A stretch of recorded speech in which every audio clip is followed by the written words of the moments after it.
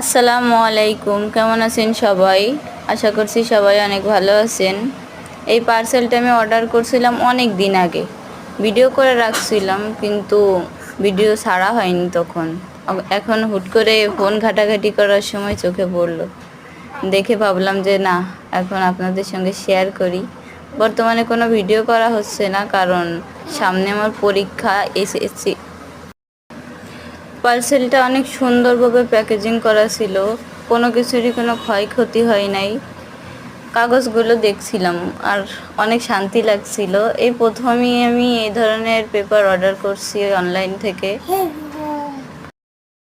এদিকে আমার ভাগ্নি সব কিছু নিয়ে টানাটানি করছিল। ওয়াশি টেপও অর্ডার করছিলাম।